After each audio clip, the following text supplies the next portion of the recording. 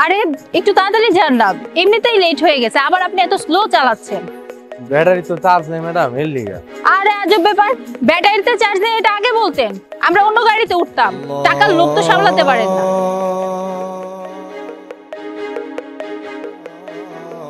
আরে কি ব্যাপার, আপনি এখানে কেন রিকশাটা থামালেন? আপনাকে বললাম যে লেট হয়ে যাচ্ছে, তাড়াতাড়ি যেতে হবে, তারপর আপনি এখানে থামিয়ে দিলেন। এতক্ষণ কত স্লো স্লো ভাবে গাড়িটা চালায় আসলেন, আবার এখন এখানে রিকশাটা থামালেন। ম্যাডাম আপনার 5টা মিনিট পর আমি নামাজটা পড়ে নিয়ে যেতেছি। নামাজ পড়বেন মানে? মাত্রই তো আজান দিল, একটু পরে কি পড়তে পারবেন না? আমি বারবার বলতেছি আমাদের লেট হয়ে যাচ্ছে, আগে আমাদেরকে যান নামিয়ে দিয়ে আসেন, তারপর সারাদিন বসে নামাজ পড়েন।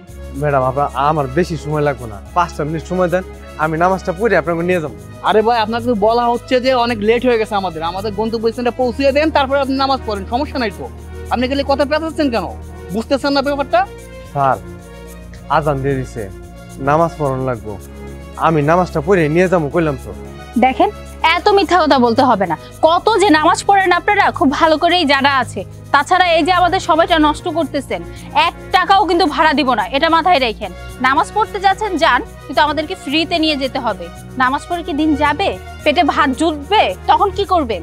টাকা দিলে দিবেন, না দিলে নাই, কিন্তু আজান যখন দিয়ে ফেলাইছে আমার তো নামাজ পড়ানো লাগবে। আরে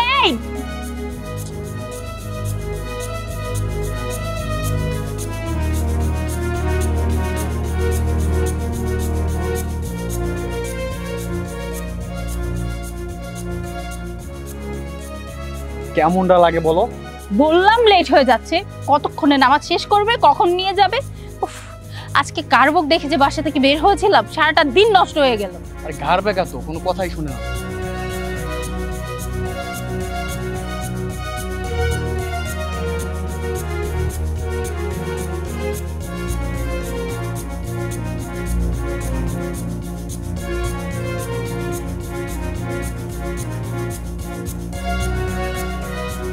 কেমনটা লাগে বলো?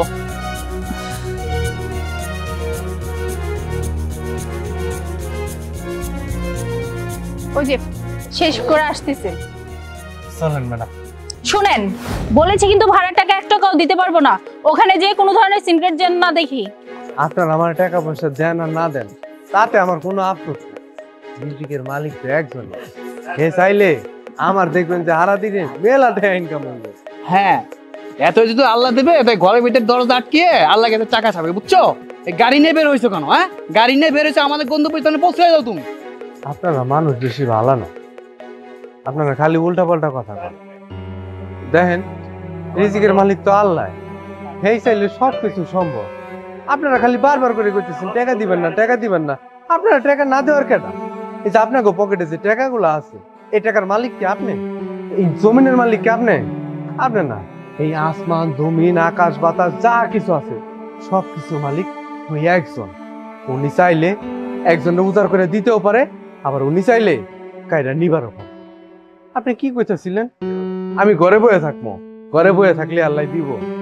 আল্লাহ কইছে তোমার হাত দিছি, পা দিছি, জ্ঞান দিছি, বিবেক দিছি, বুদ্ধি দিছি, তুমি কইরা খাও। আমি কইরা খাইতেছি। আমি এই যে সারাদিন রিক্সা চালাই, তারপর আমি এক ওয়াক্ত নামাজ ছাড়ি না। যখনই আমি খেলে আজান শুনি, তখনই আমি জেনে পাই জেনে নামাজ পড়ি। দেখেন আমার ওযু করা ছিল, এর লিগে আজানটা দেওয়ার লগে লগে আমার মনের ভিতরে সিরিক মেরে উঠছে।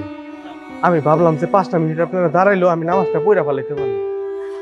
আপনারা তো মনে হয় নামাজ কালাম পড়েন, আপনারাও নামাজ কালাম পড়েন, 10 জনের আরো উৎসাহ দেন যাতে নামাজ কালাম পড়ে। নামাজ কালাম পড়া ভালো, আল্লাহ কইছে হ্যাঁ ইবাদত করতে। শুনেন, নামাজ পড়ার না একদম অনেক বয়স পড়ে আছে, এখন আমরা নামাজ পড়বো কেন? যখন আমাদের বয়স হবে তখন বাড়িতে থাকবো, তখন আমরা নামাজ পড়বো। এখন তো আমরা ঘুরবো ফিরবো, এনজয় করবো এই সময়টা।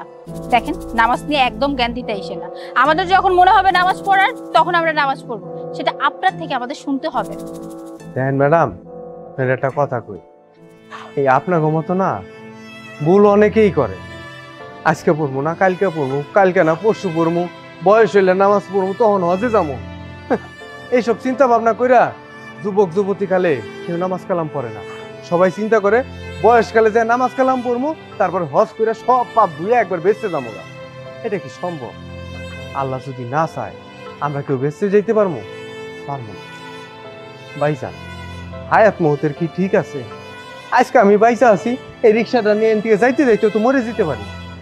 তখন এই যে আমি চাইতাছি আমি বয়স হলে নামাজ পড়বো, কালাম পড়বো, হজ করবো, এটি হইব? হইব না।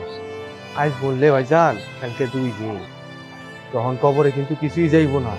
এই নামাজ কালাম আল্লাহর ইবাদত এগুলাই যাইব।